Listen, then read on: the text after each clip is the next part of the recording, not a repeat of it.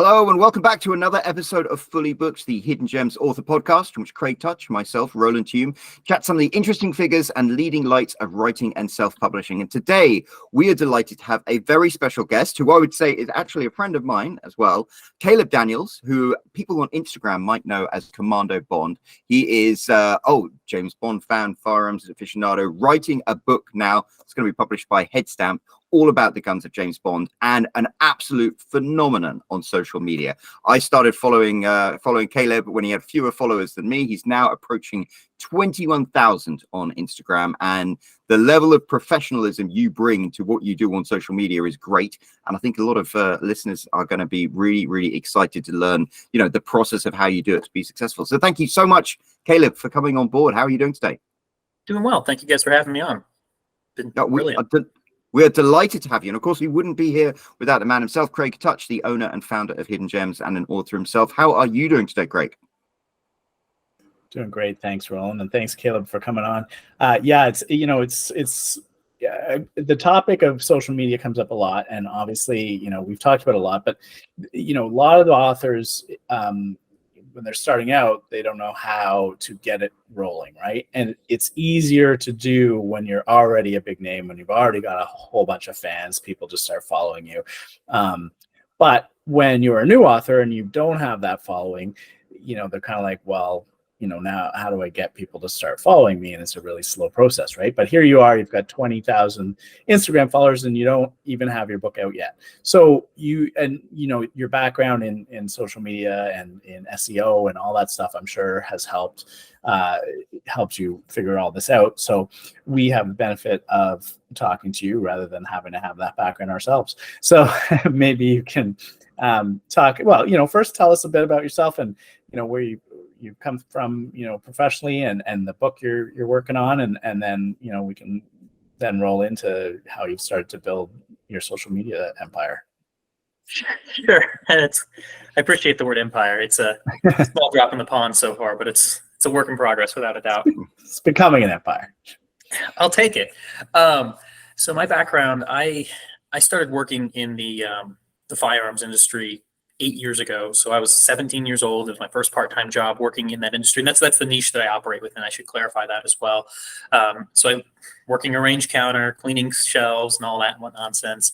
Did that for a handful of years through high school and college. But during that time as well, because I got hired on at this company 2 weeks after it had opened, and they had large aspirations, huge facility and all this, and they needed a lot of help trying to just figure that out. So it was like a young team, people my age and just a few years older, that kind of built a cohort that started building that business up. And so I had an interest in marketing. I was studying it in college. And so I started doing like SEO blogging for the company from school.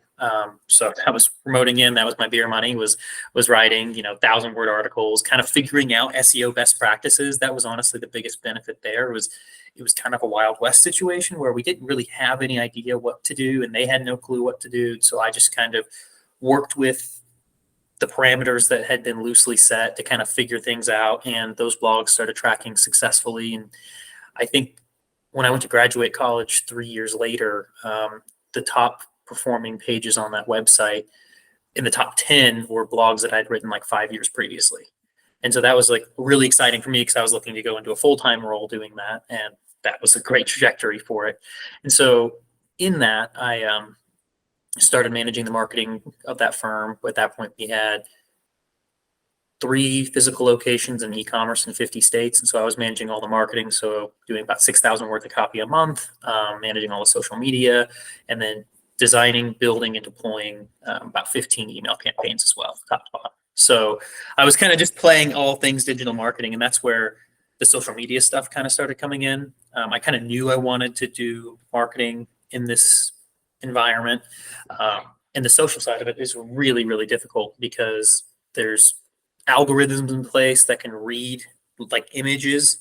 And at this point, it was casually called shadow banning for a while, but now it's just well known. If you see any firearms related accounts or anything that's considered dangerous implements, they'll all have notices on their accounts acknowledging that organic growth is no longer possible for them unless they delete essentially all content. So that's why SEO is such an important part of that industry, is because e-commerce is the only way to survive, and the only way to get there is search engine. But now I'm just explaining that. But to any end, when I was in college, I was having a lot of issues with professors not having any background in digital marketing, teaching digital marketing. So I had a professor teaching a social media class who had not been in industry since the 1980s. And her studies on the side were more about print media and advertising in like magazines and whatnot. So even like what she was doing, she wasn't doing anything to further herself in that field of study to teach this class. And so that's why I started doing the account, the Commando Bond account, was because I kind of felt like there was this need for me to figure out how to make social media work so I could be ready. In the most practical of applications, build the resume. But in the more, the fun side of it, it was great community. There was a lot of awesome conversations, and I felt like it was a niche that was severely lacking. There wasn't a lot of dialogue there. And so I wanted to be able to take my professional background and experience and the fun that I was wanting to have and kind of combine the two together, which is that was like 3 years ago that I started, back when I was in college, and then moved along since then. And you've had a phenomenal run with it as well. You started off in college with nothing 3 years ago, and now, 20,000 followers. You're writing a book. Everyone knows you. You get invited to all sorts of Bond things because people really respect what you have to say. Yeah, I don't put as much emphasis on the numbers anymore as I used to. Not to say like, oh, I've made it, but to me, it's like, because of the way that the industry is siphoned heavily on social, to me, it's really become about like the personal contacts that I've been able to produce out of it, which have been insane. I mean, the amount of like just awesome opportunities, like on the book alone, for example, I've had the pleasure to work with Beretta Italy, Walther Arms Germany, Holland and Great Britain, like directly with their archive teams, directly with their lead historians, people that I'm 25 years old and have an Instagram account about guns. I should not, in theory, have access to these types of people, but I've had amazing opportunities like that. I've collaborated with Walther USA a couple times over doing photography for their product. I'm blanking on what I'm trying to say here. I did two major collaboration projects, one for a physical media piece, and then another for an actual challenge coin that came with the final edition of the P99, which is, Bond's full frame pistol. They had a challenge coin. They wanted to do a Bond style image on one side of it, so they had me capture one to go on the back side of that coin. So stuff like that's been really, really fun. Now, one thing I think you mentioned it earlier is you've got a niche. You've got like firearms, James Bond, and where they hit. And I think one of the things that's really successful in social media is having a niche. And where do you come up with that? Yeah, I mean, I think for me, it was the convergence of two very strong personal passions. One was like that, the Bond side of things, the aesthetics, and whatnot. And then, I love the books, the movies. I love everything about the character. But I had this niche that I was passionate about because I had professional background in it, right? And it was my life in general, not just professionally, but it was my whole life. It's what I grew up around, et cetera. So it was really easy for me to kind of fall into that path. And so, it's this plus that, and it creates a really authentic story. And for me, it was authentic too, because they're pieces that I own, they're pieces that I'm using, it's things that I enjoy. And so it creates this very like authentic experience for me, and then it translates really comfortably onto the user side as well. So someone like viewing that media can see like a very authentic day-to-day sort of affair, because it's pieces that I physically have on me that I might have just taken out real quick, take a quick photo of, discuss, share the history of, etc. And so I think it's about finding the things that matter most and then authentically telling stories about them, because I think oftentimes the mistake people make is casting far too wide of a net. Like in the James Bond space, for instance, there's like a million all things, everything James Bond. There's a lot of channels like that, and each one has like 300, 500 followers, and there's 2 or 3 that have a ton, because they're the places, they're the stalwarts, they're the, like Remmer, James Bond Lifestyle. It's the website, it's the blog spot, or Matt Spazer, Bond Suits. He's a really great example of another niche inside of there. It's the sartorial side of things, but to that end, it's some people get to play the winner takes all game, and I think it's because they started out so early, kind of in the Wild West days of like the internet, and they built themselves up as that dominant force. People know them for that, and they're able to be that. But in a world where it's so easy, I think, to capture everything, being a Wikipedia is kind of a dangerous thing, because no one needs all source information. They want your information. They come to you for a certain type of look, feel, story, whatever it might be. Now, I imagine there are probably authors listening to this being like, well, I don't like James Bond and I don't like guns. How is this relevant to me? But I think it's like a lot of it is these are things you were passionate about and you combined them and did social media. So if there are things other people are passionate about, like I like motorcycles and romance books, mash them together. That's a thing.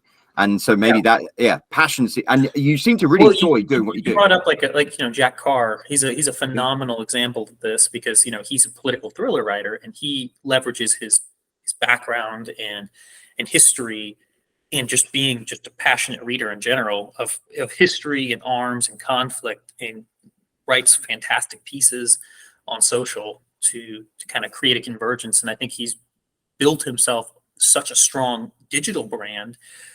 Not as another veteran writing a book, but as somebody who is a place to go to learn about real world events and history, both in his writing and in his social media. Absolutely. Yeah, I think we've talked a lot about that in the past, in the sense that, people that do social media well versus the people that don't. Often the time, the people that don't are almost, I don't want to say phoning it in, but they're not passionate, or they're not putting their passion through into their social media. They're using it as a, hey, I can try to use this to sell books, and they're not putting any content out there that is telling people that this is the place to go to hear about this specific thing. And I think that's one of the biggest issues that authors have, is they're like, okay, I need a social media account, so I'll just create one, and then when I have a new book, I'll just post about it. But that doesn't help build your brand. No, and I think it kind of comes down to how you view digital marketing overall. I think the biggest mistake that is made is taking social media as its own separate segment. I know a lot of people try to create avenues, but really it should just be considered like an arrow inside the quiver. And what I mean by that is, when I was a one-man team doing, like what I said, 6,000 words a month. So I was writing a bunch of blogs that were SEO oriented. And then I was producing 15 plus email campaigns and doing all the graphic design for them and whatnot as well, on top of all the social media and all these other components. I wasn't building 500 different elements. I was a writer first and foremost. So I was writing a blog post that I really enjoyed. And then I was segmenting that out and creating drip style social media content around that same topic area. That email then, or that blog then becomes an email, and it becomes a story post. So you can create a very strong omni-channel marketing approach and fold social media into that by leveraging your strengths. So, obviously your guys' listeners' strengths being writing, let that be first and foremost what you have. Let the story be the primary focus, and don't think of it as writing another 500 word maximum or 250 character maximum social media post. Think of it about writing a microblog, or writing a blog that has 15 micro headers, or even just 3 or 4, and then segmenting those out to social media. And from there, you've built out a whole month's worth of content, or even 3 months, because you don't necessarily want to have 5 posts in an entire week over the exact same topic area. You just take that, split it up, put it on a calendar. Okay, this is the first Monday, the second Wednesday, and now suddenly you've taken this blog and you've got 3 months worth of content that are dripped out comfortably. That's phenomenal, because I used to do social media for big corporations, and it always felt like a sausage factory. You just had to make. And the thing about you is you always have really interesting content coming out on a regular basis. But you can see, like, I think your last post on Instagram was you in Alaska, which is a trip you took months ago. And I guess like you shot a bunch of pictures and made a bunch of content, and then you can drip feed it out. Yep. Yeah. So you don't just want to like let it completely silo itself out at once, then you lose that experience, that opportunity, or that story you want to tell. I did a lot of content in Alaska one because I was there, and it was beautiful. And two, because I was working with a 1911 brand, a good friend of mine works at, and they sent me a firearm to take with me on this trip. And so I did a ton of content for them, and did a lot of writing and explanation as where we were and all this. And it was lovely. But yeah, to that end, you're able to spread it out, so then you're not over inundating people with a certain style or a certain feeling or a certain piece. It can kind of get it makes it easier to scroll past it if you do that. And so that's why, like when I was doing the blogging, I would pick 2 major topic areas a month. And inside of those 2 major topic areas, I would create 3 subset blogs. So if it was like, you know, self-defense classes, I'd have like concealed carry, basic pistol, and advanced, and what that means. And inside of there, I'd have 2 or 3 500-word blogs that I'd write. And so when I did that, I now have 7 or 8 topic areas that are really strong that are now talked about in a granular detail. And when you do it that way as well, you can create yourself a really good like sales funnel for the reader. You create the entry level, the top of that funnel, and then you work them down into like the more niche style topics. And so if you write content like that and you write it on a blog, and then it turns into a drip campaign email for, let's say, because those are really easy to make. And if you have a website and you have an email server that you're using and you're not leveraging that, I certainly recommend like a 30, 60, 90 style campaign where you create a more open-ended, hey, thank you for signing up. Here's who I am. Here's some more interesting information. Here's some of the books I've written, and here's why I care about this. And that deploys just automatically. And pretty much any email style allows you to do that. Yeah, so you automate, like I use MailChimp, for example, and I know Yep. I have an automation thing with my signups for their books, and that's great. So you have, somebody signs up, the first thing they get is an email, you explaining who you are. Mm-hmm. Then how long do you delay before you send out the next email? The best practice is like 30, 60, 90. So in terms of days, so you create like a quarter-long campaign where people are just getting automated messaging where they get dropped into this particular bucket, and then they get strung along this journey. And you can create those for all sorts of things. So someone buys a book, you can thank them for buying the book directly from you, or however that works. And then you might also like being like the 3rd email. You don't talk new product in the first one. You just kind of describe, hey, this is why this means a lot to me. And then, say 30, 60, 90, hey, have you had a chance to read this yet? I really appreciate you buying it. Here's some of the things that I took away from writing this. And that 90-day following up again, like, hey, here's some other stories that I've written since this book that are in the same sphere that you might enjoy, that sort of thing. And I would do that with product. I would do that with classes. And so it's a really easy way to kind of repurpose. And this all comes back to social media too, because if you're writing social content, you can quickly repackage it into pieces like this, where you're doing like maybe 2 hours worth of work to build out a full campaign like that. And it's working for you round the clock. So it's fire and forget, basically. You're self-published author or whatever else. You are your own business. And so every aspect of the work you can do that mitigates it for you down the road, you should be taking part in, which is why I love drip campaigns and stuff like that.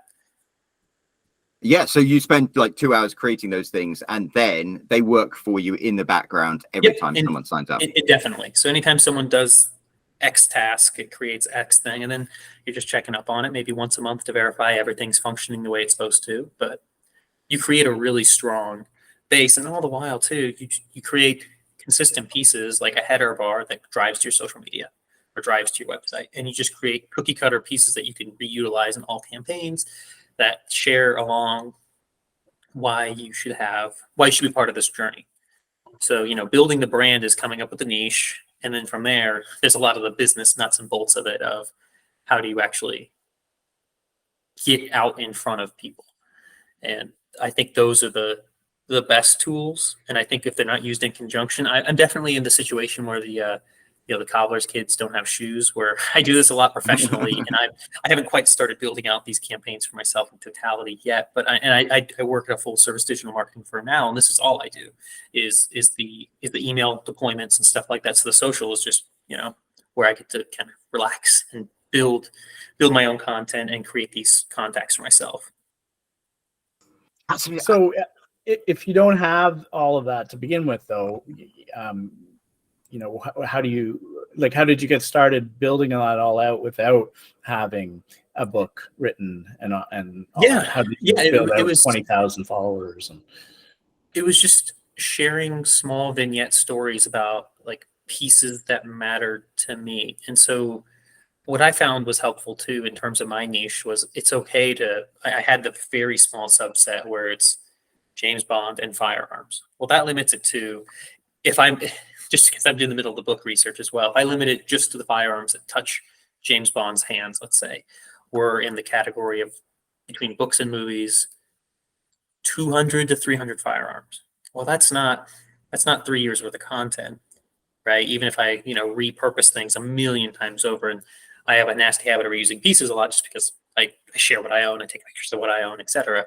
But to that end, it's okay to not focus completely on that niche. Like you know that is where things are centered, but you can kind of like walk that bubble out a little bit. So really what I consider what I do is a pop culture intersection with my Second Amendment firearms style community. And so I can kind of like space that out a little bit. And I know that a lot of people that are interested in James Bond are in certain demographics. So if I do a post about the A-Team or Magnum PI or anything like that, I get really strong engagement because that cross section exists. Or if I stay within the niche a bit more and don't just focus on the tool, but also talk about like holster systems or getting dressed and the sartorial aspects of it and all of that, again, it's really easy to kind of create that conjunction. And so really what I think it came down to was I wrote a brand mission statement. I wrote, which is essentially just like your social media bio. Like I wanted to talk about 00 firearms, daily carry, training, living and training a life like James Bond. Like I built out a mission, and then I tried to build out content that all fell within that, and then made sure the messaging was consistent. And I think that's the most important part, is just a relative amount of consistency with the why. I know that's such an easy word to use when you talk about social or anything else, is starting with why and doing all that fun stuff. But I really think it's so easy to be drowned out because a lot of folks, they throw in a million directions. But if you really authentically talk about these niche pieces that really matter to you, that also have good marketability, you're in a really strong position where you can grow engagement. And then you do the basic social media stuff too, where you occasionally will ask open-ended questions, or like inside a post, right, where you ask for engagement, which is a little cliche, and so you don't want to do stuff like that often because it feels really clickbaity. But then I do a lot of I do a weekly AMA, so I do the Ask Me Anything, where I'll do questions and answers with folks and just kind of be a bit more engaging in that respect, where it also helps me get a feel for where people are in terms of what content they might be interested in. Like I let people ask questions and then I go, okay, this is something I haven't talked about in a while. I'm hearing about this a lot. I should probably do some more posts about this.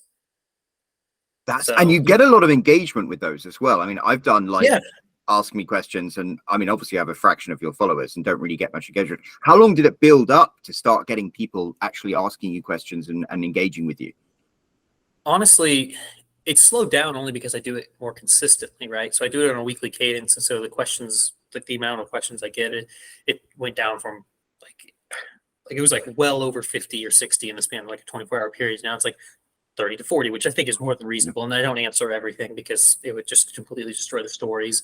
And sometimes it's nice too, because those are the situations where you answer a question a lot, or because you have a particular niche, you can just respond to that person directly. You build a lot of personal contacts. And that's what I do a lot of, is I'll authentically build a lot of relationships with folks. I mean, that's how you and I got connected. It was just started connecting via Instagram through the direct message. And that's how I connect with a lot of brands and people. And that's how I'm able to learn the things that I need in order to tell better stories about what I want to talk about, is because I try to be as open and willing as possible. And I think that willingness aspect of it is a lot of it. Craig, you talked about like the mail-in effect. People can kind of smell that, I feel like, on social posts or anything digital. And that not only impacts just like post engagement, it also, I think, impacts how people engage with you as an individual.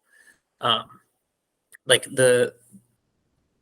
I'll stay inside my niche just because I can talk to it easier. But like the firearms community has a nasty habit of like a lot of like people that get classified as like shills, right, for product and whatnot, because these brands physically cannot market for themselves. And so the best way for them to market is to send product to people for free and have them talk about it. And what's the worst thing that happens? Then that person gets deplatformed, not the end of the world. So there's a lot of like shady business things in terms of authenticity, where people don't disclose how they're getting free products, or if they're getting free products, and they talk just at length, with like very verbose terms about how amazing this stuff is. And then it comes out, well, obviously you can smell, okay, this is just free goods from XYZ crummy brand that is bad. It's bad information. This is unhealthy. And people, and that hurts them. And so, I don't, not say I have not engaged with free goods or engaged with brands, but I stay pretty authentic as to when I get stuff. I'll tell people or keep it pretty open and clear and stay organic and authentic and, thank people for engaging with me. I think that's the most important part is I say thank you a lot because I definitely don't deserve the experiences I feel anyway that I've had so far. I mean, I've had some just with the brands and the people and the community. It's just, it's incredible how quickly once you open a door to a niche and you start talking authentically to people about what you care about, you can slowly build yourself into that person in that community where you're able to you can talk to them about those types of issues and they can at least somewhat recognize what you're doing and they can see the consistency and authenticity to where they're willing to open that door. And it's also, I think at the end of the day, I know I'm rambling at this point, but a severe ounce of professionalism is perfectly okay. So you can be honest, but you can also be, the model professional in what you do. I think oftentimes people don't professionally communicate which is the willingness part of it. Like I want to be helpful in general, just because that's what I believe in, but also there's a professional aspect to that where if you have any like customer service experience background, et cetera, there's a big difference between saying sure and thank you, right? And I think thanking people constantly for what they do and driving a conversation with them is the most important thing. And that's how you build an authentic base of people to engage with. Authenticity is a word you hear a lot, but it's you seem to demonstrate that. Sorry, Craig.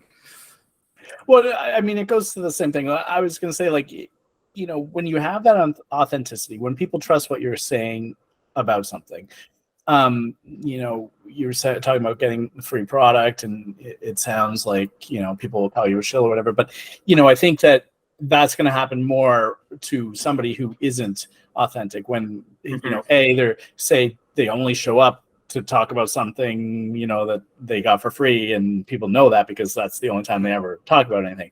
Whereas it's somebody who people are listening to and trusting, and then once in a while they get something for free and they talk about it. It's far more trustworthy because, it makes sense that they would get that. They're an authority on the subject, so right. that place will send them stuff. Now, if they're always only talking about how amazing every product is that they're given, then that's, that might sound a little bit chillish still.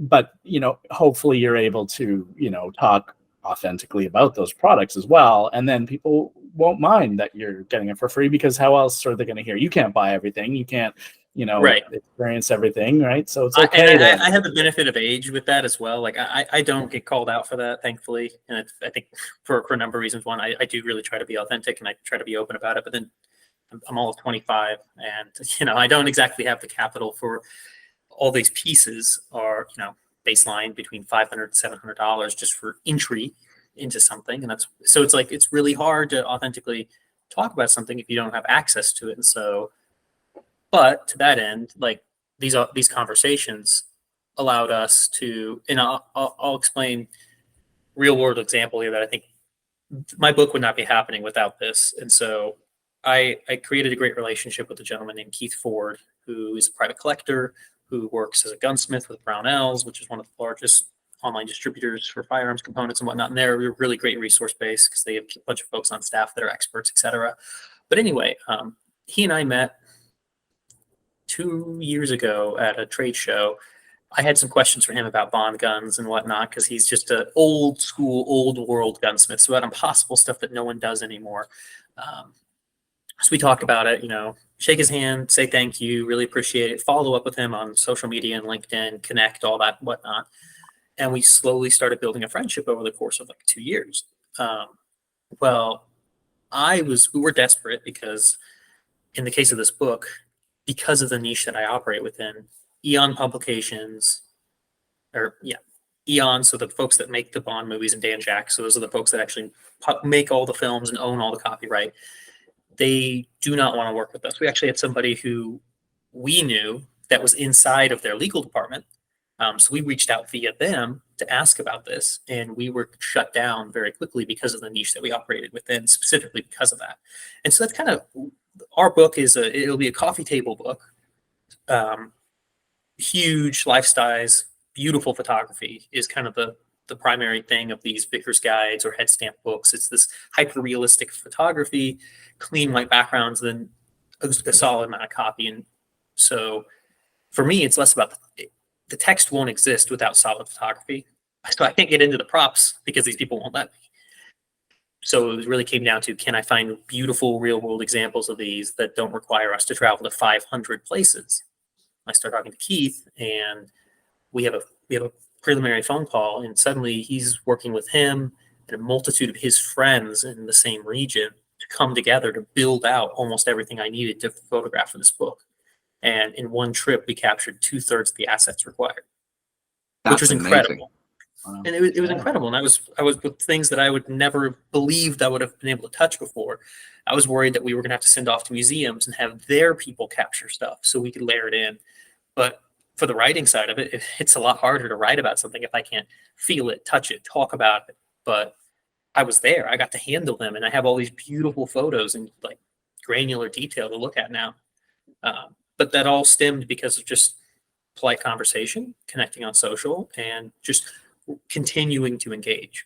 And so I think at the end of the day, it's less about the people, but the amount, which is really important for the sales side, but for the research and everything else side of it, who you get to connect with and how you treat everybody, because you never know what connection can lead where. And, not to say that you use people, but you're authentic and kind to folks, and sometimes they're willing to be the same back to you. And you described your Instagram account as almost like a resume earlier, and I guess that would be, you connect with somebody and you get on well face to face, and then they look you up on social media, and what have they got? Hundreds of posts where you are demonstrating that you are exactly the person that you projected yourself as when you met them. So it backs you up. And I think the amazing thing about social media is when you've got an account like yours, it's very authentic. You feel like you know you, even if you don't. Like I describe you as a friend, even though we've never met face to face. We probably had limited interactions because it's like, oh, I like this guy. I get what he's putting out there, and we connect. And I guess that works really well when you're trying to network, because you've got like a window into your life and who you are as a person.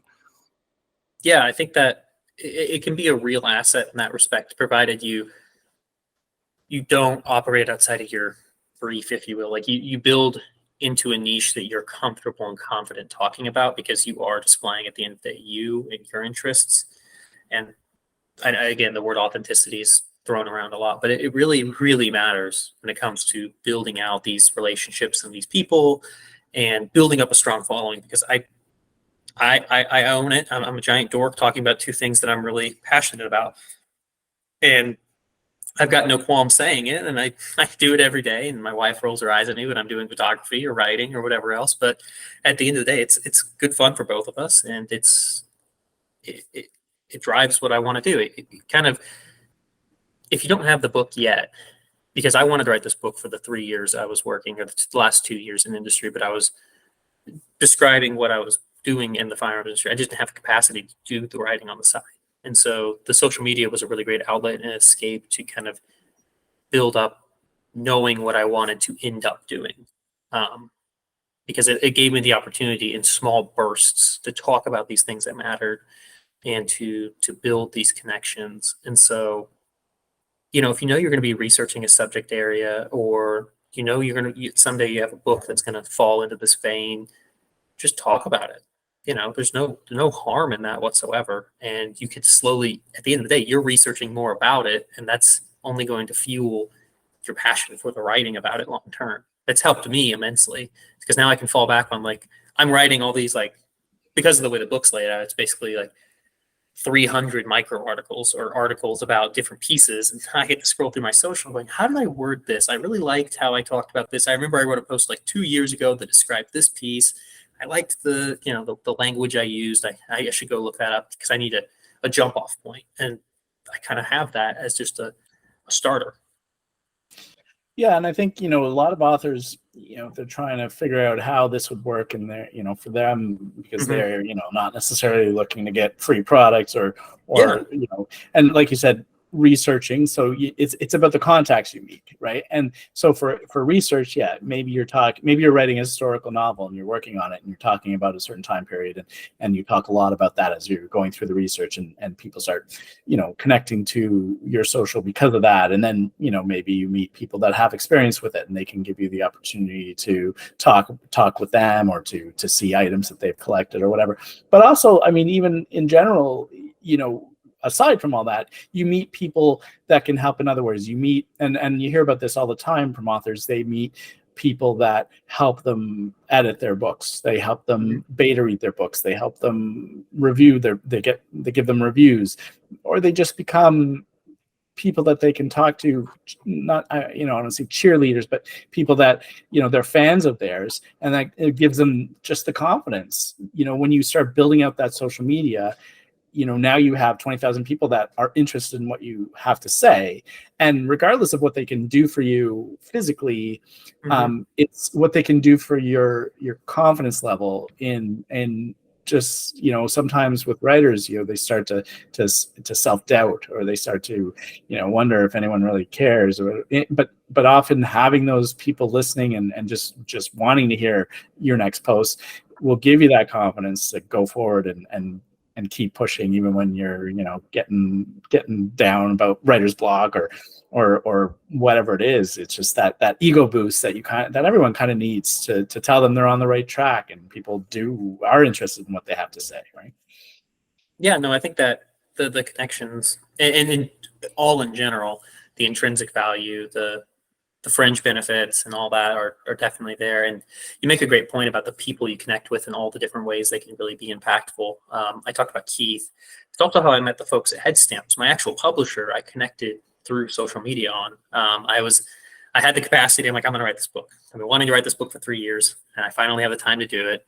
I'm going to write this book. But first, I need to make sure that it's not going to be anything but a book by these people. Like, I know it has to be in partnership with these folks to make it the best it can be.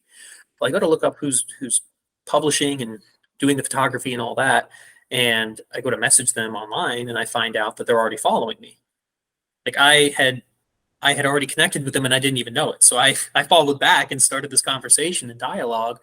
And it's like Roland said, it's about building out kind of that authentic resume of who you are and who you want to be, where it's like, hey, this is my pitch. This is what I believe in. This is what I want to do. And I think the day later, I had a follow-up call with him and Ian, the other partner at Headstamp, about this. He's like, yep, you know what? He's like, I've been following your stuff. I know kind of what you're about. You're authentic when you're talking about this right now. Like, you have a vision in place. Let's bring in everybody else. And we had a tentative agreement. We started working on the book like the following week. I was writing it out, which I know is not typically how stuff gets to go, but to that end, it was incredible that it just kind of all fell into place there, just because I built an account around the things that I cared about already. For 3 years, people inside the space were already there, and so it was kind of easier to kind of follow in and go, hey, this is who I am. Are you ready to work with me? Because I am ready to work with you. And they see that you have that following, and that gives them the confidence to know that there are people there. You have a built-in audience, so they already, it's less of a risk for them, to say, oh, well, we follow him, but we follow him, and so do 10 other people, but that's not going to make an audience for his book. But you've got 20,000 people. They're like, well, there's a lot of people interested in this. Makes the risk for them a lot less. One of our early podcasts, we talked to Jennifer Milliken, who, her book, she did a TikTok and it went viral, and 2 million people viewed it or whatever. And then all of a sudden she has a book deal, and, but that wasn't a new book. It was a book that had been out for years, and nobody was interested. But as soon as they saw that other people were interested, all of a sudden, hey, let's make a deal. Social can really open up a lot of doors and opportunities for you in so many different ways. I think one thing we've heard a lot is how many years people invested to become an overnight success. Yeah, exactly. Sorry, Caleb, I interrupted you. No.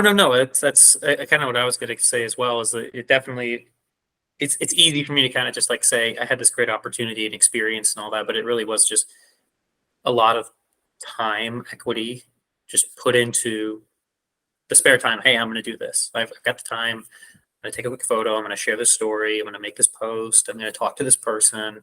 I'm going to do it over the span of 3 years. And now I get to go and talk to folks. And I'm not a recognized quantity to any degree, but I do have recognition now when I go to spaces, both professionally and personally. And that means a lot. And it really does helps me get where I need to go in order to make this a success. And so the other thing too, and you guys talking about Kickstarter and how that works really well. That is the primary tool that Headstamp uses for their self-published books, and how they drive traffic on that is through the built-in audience of Ian McCollum, who has a YouTube channel, Forgotten Weapons, and an Instagram. And during that tenure, he has like 4 to 5 videos that he drops throughout the pre-sale period to kind of build promotion about the book. And that's typically, aside from just a little bit of like social media, that's all they really focus on in order of like pushing the book out. And that's how they see the success that they do. Yeah. Which is incredible, but it's because there's a very, his audience is pretty solid, and he's built it up over a number of years. Ian has a very passionate audience base. He talks authentically about these archaic pieces that are very niche that no one really knows about. And he's done so for years. Most of his filming is, it's not bad by any stretch, but it's not like he's doing incredible cinematic style videography.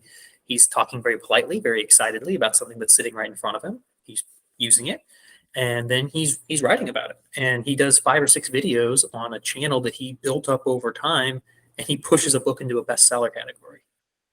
Yeah, absolutely. I watch his videos like religiously because I find them fascinating. He goes to the auction houses, and he's got such a fascinating mix, just as you are, 2 things squished together. He's got like history and also firearms, and then you squish them together, and it makes such an interesting thing to find out why a firearm was created in the historical context and in an interpersonal context that ended up creating it that way. Yeah, it's great stuff, and that's the niche that we both operate within to a degree, and that's why I think we get along as well as we do, because it's fun. And it's just because I have the 2 pieces in play. I always play the why card with everything that I do. It's like, okay, cool, this thing exists, but why does it exist? Who were real end users? Whose stories can I share? What can I talk about?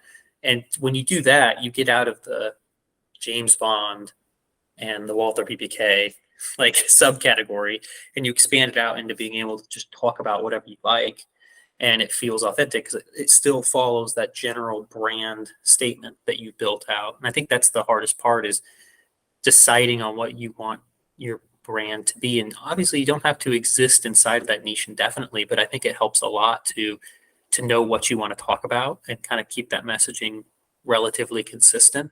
And then you can sprinkle in the sales things. The example that I'll give too is like when I was at the retail place, I focused a lot on, this was the brand in general, was about like family and education. So it was a firearm store with retail and range and all the rest. But I talked a lot about classes and why they were important and who taught them and all the rest of it. And that helped a lot with just growing the follower base for a number of reasons. But also it really helped with a lot of people asking questions. You're building content that leaves people asking more. And you're kind of on that discovery journey with them as well, because you're sharing along as you go. Like, okay, this is why this type of education is really important. This is why this is really cool. This is what we learned today. And I think that if you take them on that journey with you, you're a lot better off. And that's how you see like any like Instagram Reels account anymore that are starting to go viral. It's everyone doing their HGTV adventure, right? Like, follow me on my journey. And it works. It works because people care about being a part of the story. They're like, man, how did that end up? Or where did that leave off? And, I think that it's these little tactics and tools that feel a little klutzy at times, but if you make it your own, you can have a lot of fun with it and it'll work. Now, we're running out of time, unfortunately, but I have 2 questions that I'd like to answer. Craig, do you have any additional questions you'd like to go in before I completely monopolize? No, go ahead. Okay, I'm going to ask you an easy question, a difficult question, but I'm not going to tell you which is which, and you have to tell me afterwards. The first Brilliant. one is, we've spoken a lot about strategy, though the why. I love that. Like Simon Sinek said, people don't buy what you do, they buy why you do it. Mm-hmm. When you talk about tactics, though, like you look at your Instagram account, you've got all of these beautiful pictures and things. How do you sit down and take 100 pictures at a particular thing and then filter them out? What is the work process look like to produce the content that you do? Honestly, I take a photo and post it most times within the span of like 3 to 5 minutes. So I happen to have a handful of things in front of me. I've got like, hey, I've got 15 minutes for my next meeting, or hey, I'm out and about. I'll snap a photo, I'll quickly edit it up, and I'll share it. And if I'm out and about or I'm on an adventure like in Alaska or whatever, I'm not doing it to that end. I'm taking as many as I can. I don't have the time right now, or really the space where I can build out a studio and kind of just do 200 photos at a time, build out a bunch of content, edit it all up, and then shoehorn warehouse it. People that are much better than me have that capacity. My friend Eli, he's the guy I work with over at Alchemy, 1776 Duck on Instagram. Phenomenal job. That's a lot of what he does. Is he's able to go out and do photo shoot days. I need to get better at doing that, which is why sometimes if you scroll through my channel, you'll see somewhat repetition of pieces or things, because it's what I had with me at the time. If I'm traveling for a week, I might have 1 handgun, 5 shirts, and whatever else, and 2 books. And you're going to see a handful of that because I'm authentically sharing what I have physically with me at the time. And then sometimes I'll sporadically layer in pieces. Like I have over like 3,000 or 4,000 photos I've taken over the last 3 years. And so sometimes I'll just drop in a post or a photo that I took before, because I took 5 of the same setup, different angles and things, edited them all, only posted 1. And now 2 years down the line, I can go and share another one of those. That's brilliant. And my second question is, you come across as very authentic. You're in the firearm space. There are some things you do that you're very open about. Like you posted that video where you were at a debate about the Second Amendment, and you spoke very eloquently and powerfully with that. But you're not going on there. I don't know whether you're not going on there being like lock Trump up or the Biden crime family. You're very professional in the way you put that. How important do you think it is to like stay in your lane and stay out of certain discussions, and which discussions to be in? Yeah, I think that's a really good question. So my background, my biggest background thing that I haven't talked about is, I'm a nerd through and through. I was in debate from 7th grade forward. So I went to college on a debate scholarship and all the rest of it. I am about as, about it like that as you can get. And so that's what made that discussion really important to me. And I think the biggest flaw I found with people in that space, that I had to work on for myself too, was always trying to have an answer for every question. It's okay to say, I don't know. It's okay to say, I need to look into this more.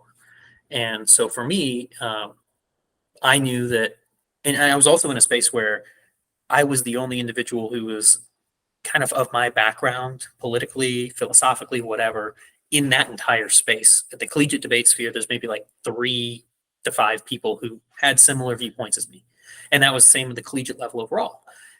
And so you get on a bus for 16 hours with 15 to 20 people who argue for fun anyway, who all hold similar viewpoints. It becomes a literal echo chamber.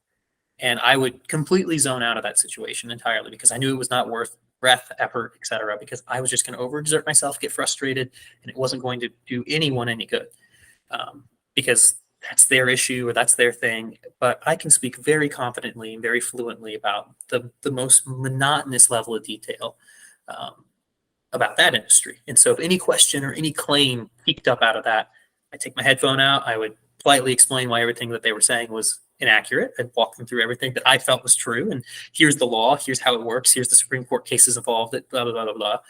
And I would carry on. I think people can easily guess how I feel about certain things, but they don't need to know. And if they ask me, I'll happily tell them if it feels like it's not just a fishing expedition, right? But to me, this is who I am, this is what I believe in, this is why I believe it's important. And I think it's because I can talk very competently, articulately about it. And, I did that debate, and they attempted to make me sign a pledge at the beginning where they had prefabricated like a 60-page document of research and evidence that we all had to agree were standardized facts. I was the only person on that stage that didn't sign that. And that's because I had 3 to 5 hours worth of phone calls and conversations with the folks that had put together that packet about the sources that they were using. For instance, they're using a political group from one organ, like Everytown for Gun Violence is not a quality source when it comes to firearms research because they have a political tilt. Like, hey, you sorted this article from this organization that says this. How about instead of doing that, here's the FBI crime statistic data. Here's the raw data that they are citing, but then you're not only citing from them, you're giving their interpretation of as fact.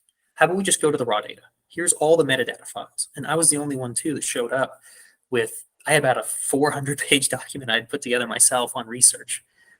On all the small issues, because I had gone through and I did the work. And I think that's the most important part. No matter what you're doing, just do the work and be professional, because